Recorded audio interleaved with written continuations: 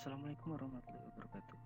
Saya Agung Nugroho Ardi nomor 1 kelas 11 MIPA 6. Di sini saya akan membacakan tentang perang melawan hegemoni dan keserakahan fungsi dagang. Awalnya kedatangan Belanda ke Indonesia adalah berdagang, namun setelah Nusantara memiliki banyak rempah-rempah, ada keinginan untuk menguasai Nusantara. Maka dari itu timbullah perlawanan dari rakyat kepada pemerintah Belanda seperti Aceh versus Portugis dan VOC.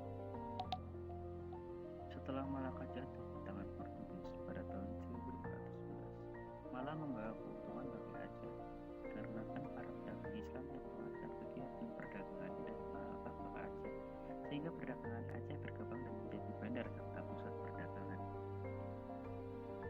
Karena perdagangan yang cepat, Aceh dianggap sebagai ancaman bagi Portugis dan berusaha untuk menghancurkan Aceh. Pada tahun 1523, Portugis melancarkan serangan ke Aceh dan menyusul pada tahun 1524 dipimpin oleh De Souza. Beberapa serangan Portugis ini mengalami kegagalan. Portugis terus mencari cara untuk melemahkan posisi Aceh sebagai pusat perdagangan. Kapal-kapal Portugis selalu mengganggu kapal-kapal dagang Aceh dimanapun berada. Karena itu, Aceh pun melakukan persiapan melawan Portugis, yaitu 1.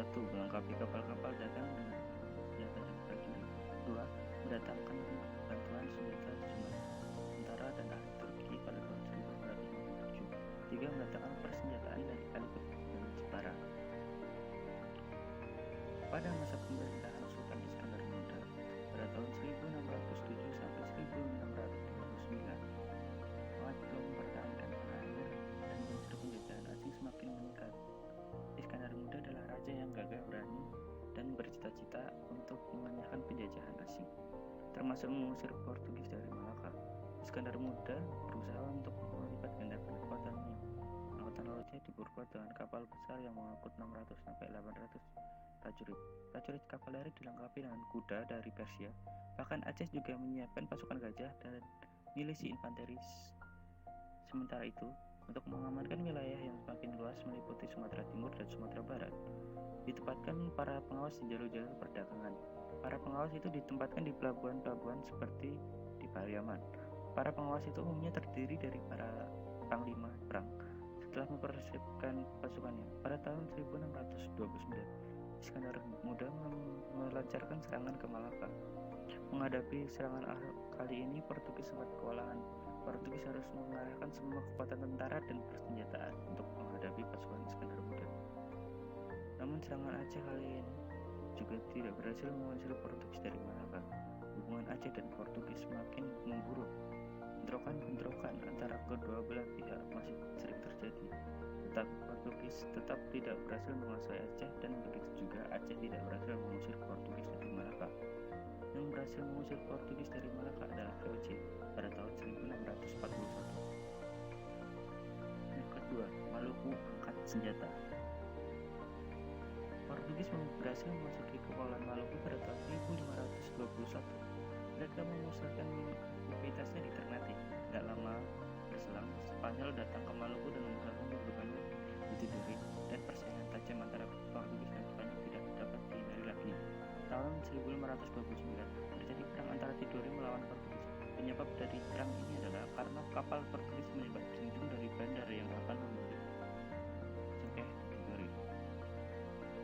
Terjadinya perang antara Tidore melawan Portugis.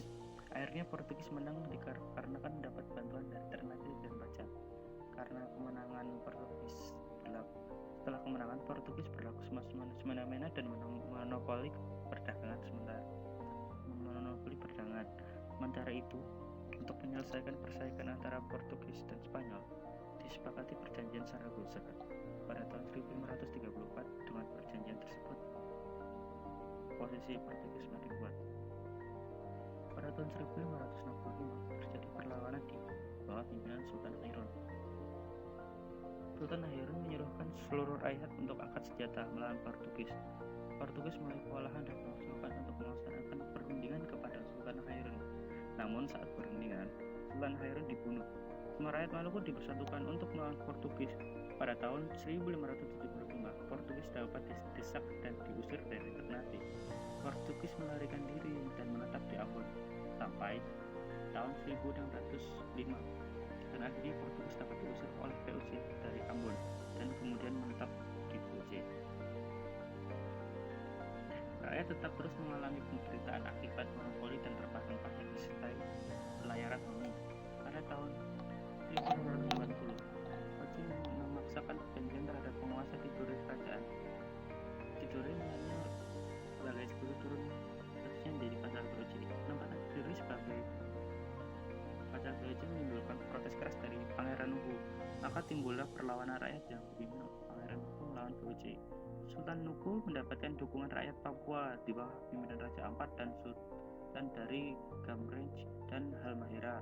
Sultan Nuku juga berhasil meyakinkan Sultan Aharal dan Pangeran Ibrahim untuk bersama-sama melawan VOC, dan Inggris juga memberikan dukungan kepada Sultan Nuku. Belanda kewalahan untuk membendung ambisi Nuku untuk lepas dari dominasi Belanda. Sultan Nuku berhasil mengembangkan pemerintah dan berdaulat melepaskan diri dari dominasi Belanda dan Tidore.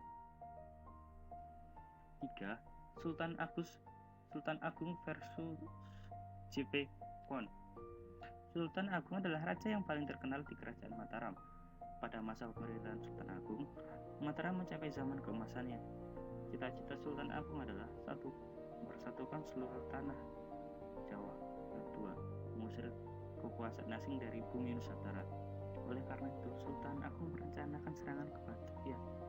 Alasan Sultan Agung merencanakan serangan ke Batavia yakni tindakan monopoli yang dilakukan VOC. 2. VOC sering menghalang-halangi kapal dagang Mataram yang akan berdagang ke Malaka.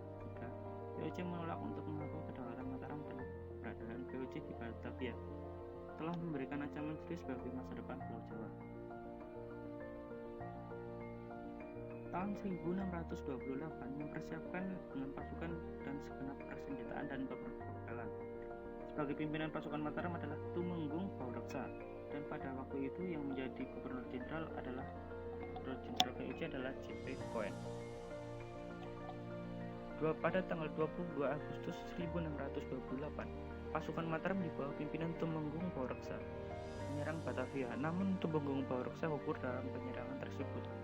Serangan Sultan Agung gagal pada tahun 1628. Pada tahun 1629, Mataram memberangkatkan pasukan menuju Batavia yang dipercayakan kepada Tumenggung Singaranu, Kiai Dipati, dan Dipati Purbaya.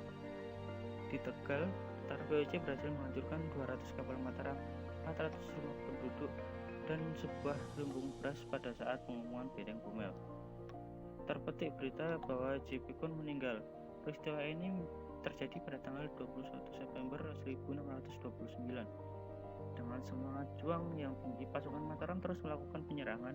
Dengan demikian, serangan Sultan Agung yang kedua ini juga mengalami kegagalan. Sultan Agung meninggal pada tahun 1645. Mataram menjadi semakin lemah sehingga akhirnya berhasil dikendalikan oleh VOC.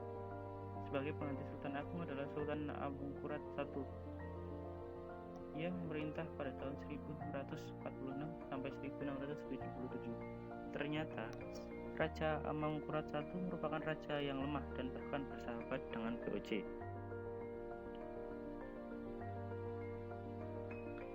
Dan perlawanan rakyat terhadap Belanda, dan masih ada yang lain seperti 4. Perlawanan Banten. 5. Perlawanan Goa. 6.